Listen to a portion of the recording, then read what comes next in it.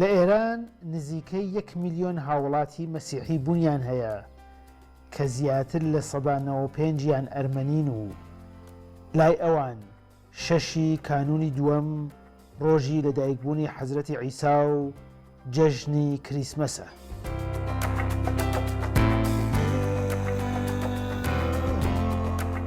هەروەها لە ئێران نزیکەی 600 کڵێسا هەیە کە ژمارەیەک لەم کڵێسانە لە شارەکانی تاران و ئیسفەهان و تەبرێز و ورمێ و ماکۆ و هەمەدان و یەزد بە درێژایی ساڵ چالاکیان هەیە.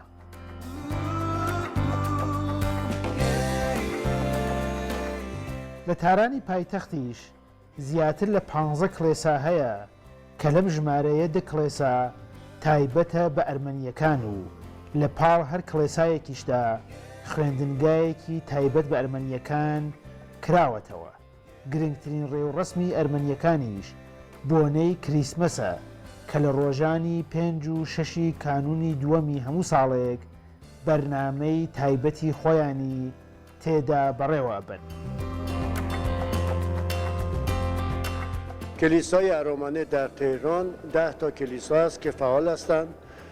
چنانچه عرض کردم اسقف اعظم سبو سارکیسیان لە تاران ئێمە وەکو ئەرمەنیەکان خاوەندە کڵێسای ئۆسقۆفی گەورەش سەرپەرشتیمان دەکات و ئێمە دەقەشین کە لەژێر پشتیوانی ئەو داکارەکەیت. هەروەها هەموو کڵێسەکانی جیهان پاڕانەوەیان بۆ ئارامی و ئاشتی جیهانە.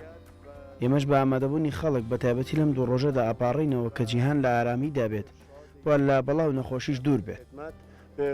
ارامنه رسولی تهران و شمال هست. چنانکه تمام کلیساهای دنیا برای آرامش دنیا دعا میکنند، ما هم در حضور تمامی مردم امروز به خصوص و دیروز بعد از ظهر دعای خاصی را انجام دادیم به خاطر آرامش و آسایش و دوری از هر گونه بیماری و آسیبی که الان تمام دنیا رو تهدید میکنه.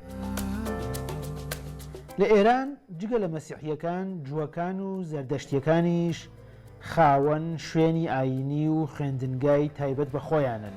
مەسیحیەکان و بەتایبەت ئەرمەنیەکان بەهۆی ژمارەی زیاتریان و بوونیان لە چەندین شاری ئێراندا زیاتر لە ئاینەکانی دیکە تێکەڵ بە فەرهەنگ و کۆمەڵگای ئێران بوون و ڕێوڕەسمەکانی ئەوان زیاتر لەلایەن خەڵکی دیکەوە پێشوازی لێ دەکرێت.